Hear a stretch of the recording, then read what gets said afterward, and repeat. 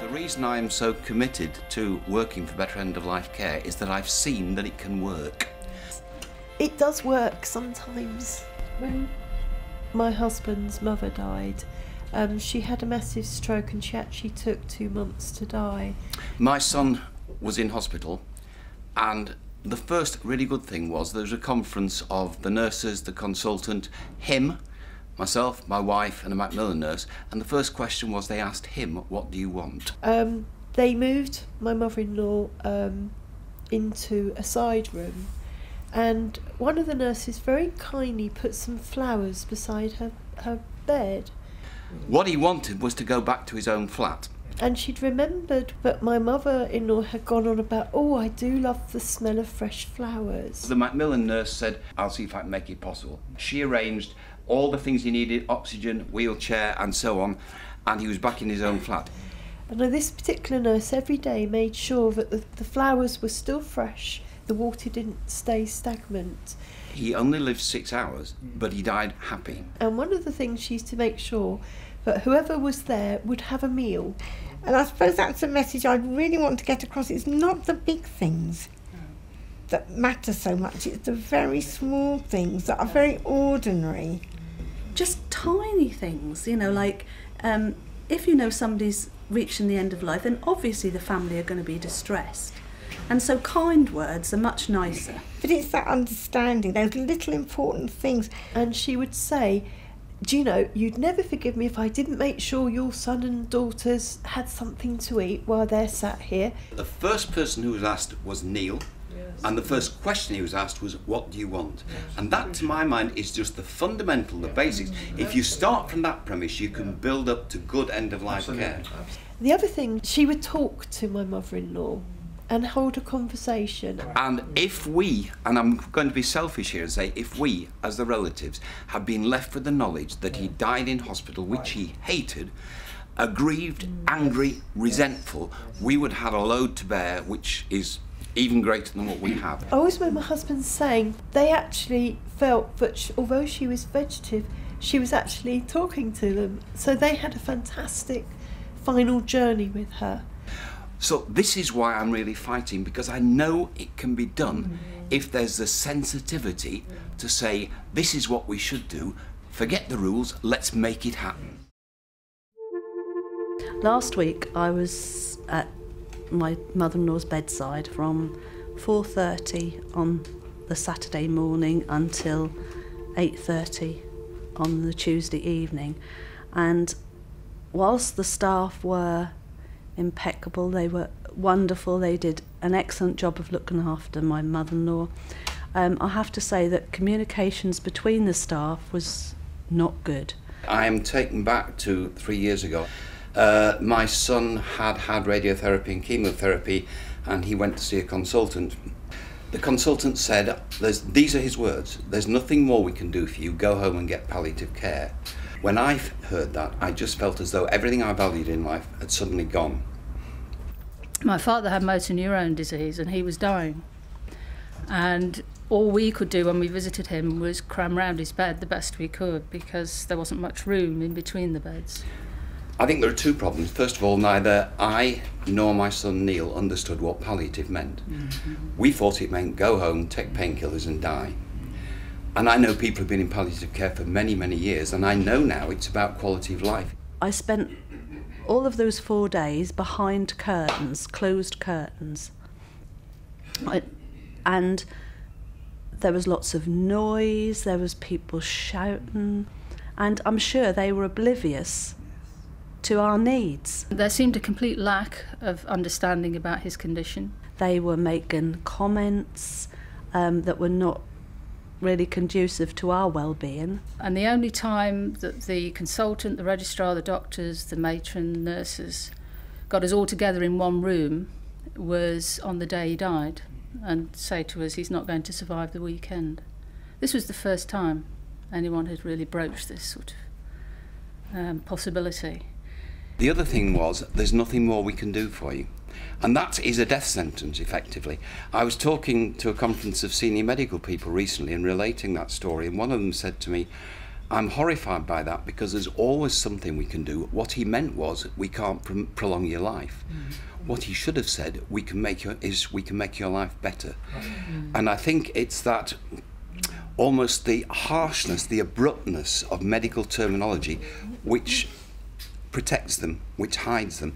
And I think if there'd been some communication on the ward and people had said, actually behind that curtain a family are struggling to come to terms with the loss of a loved one, then I think if that was portrayed throughout the ward, then they may have dealt with us differently. When my mother was taken seriously ill and died, I was the first on the scene. She was barely conscious. And as you know, when you get into casualty, you're on a very high trolley, so of course I could hardly see her and I could hardly speak to her. I knew she wasn't going to live, but the staff did not communicate that to me in any way.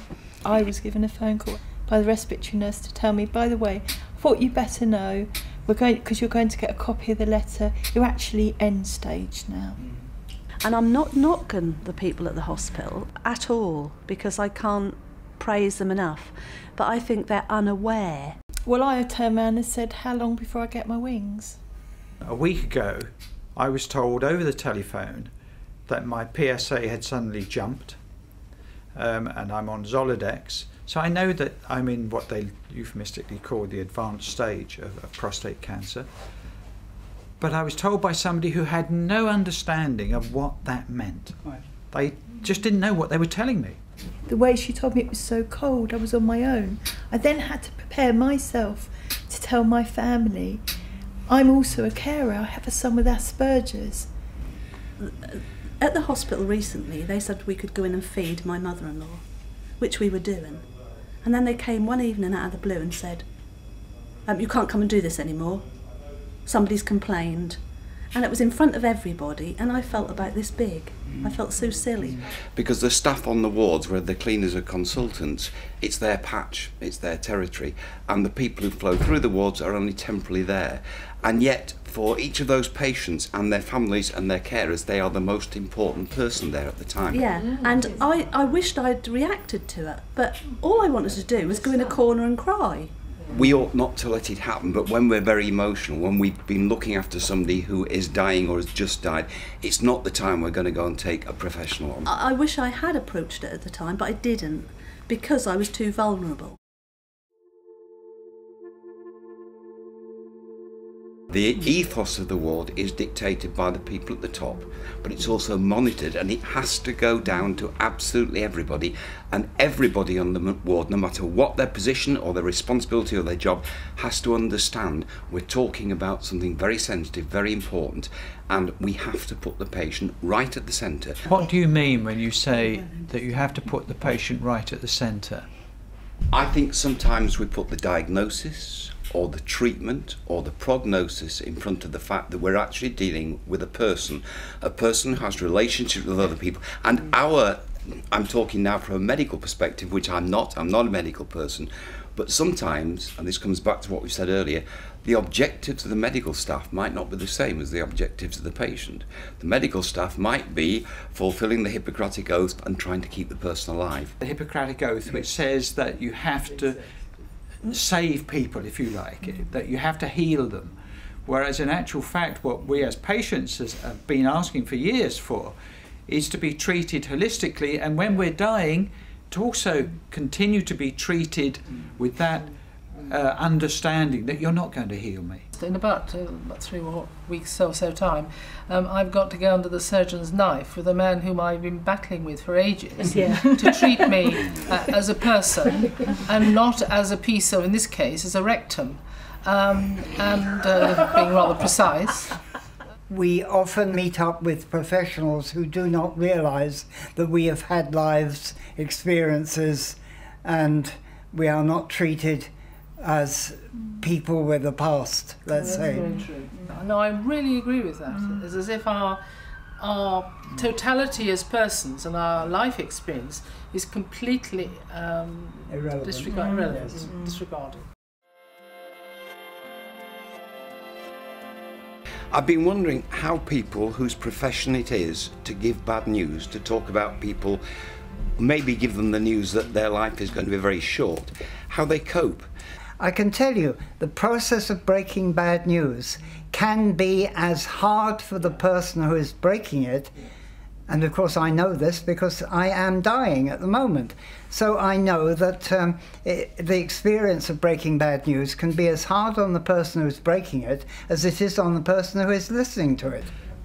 The stress that some of the frontline staff are under is such that they are starting to get sick themselves when they're having to break this news, and they are, as Stafford says, being expected to empathise without actually any training as to how to deal with that empathy. I have a friend who's a nurse on an oncology ward and has been given the duty of looking after the emotional welfare of her patients, and so she set up a facility for everybody to be able to unload some of the emotional burden they've got.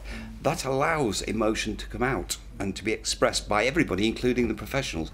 There are little centres of excellence which I believe have to become the norm, but they're not at the moment. There's a balance between telling somebody the absolute truth, which may set them back in their way forward, their rehabilitation, and telling them the half-truth so that they still have a dream to work towards. Well, I think it's really important that, and I hope someday if I have to have this, will do it with me, is to help me to deal with and face reality. I would agree with you. Right from the very beginning, I went out and researched everything I could find on prostate cancer. Now then, some of us are like that, others are not. Others, and I can assure you from the work that I've done in support group and counselling work, they want to do that. They do not want to see the nasties.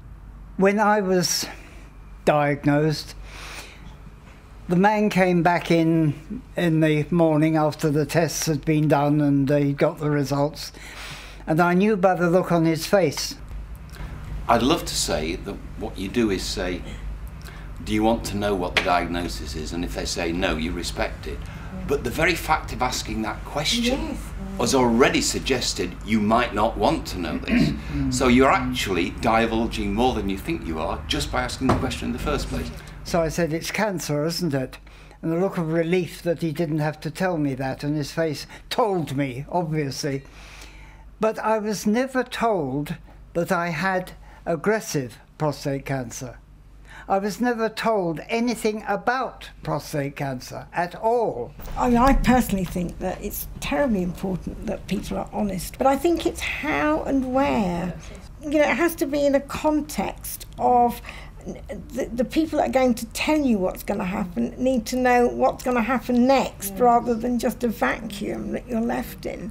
With the benefit of hindsight, I look back and think I wish somebody had been honest with us and told us when my son was dying, because we hardly really knew, accepting the fact that we didn't want to take it in anyway, because deep in the heart of you there's always a feeling there's got to be a way out of this, the miracle will happen, you know, particularly when it's a 35-year-old or even younger than that. But looking at it now, we wasted so much time chasing miracle cures that weren't going to happen, when we could have had valuable time together, and we didn't. And we still had to face the reality, only we faced it after he died. And I honestly believe that if somebody had been honest with us at an earlier stage and said, go for quality of life now, enjoy the life together, and you know, accept the fact it's going to be short, it would have been so beneficial. As it is, we're left with these feelings, if only we had.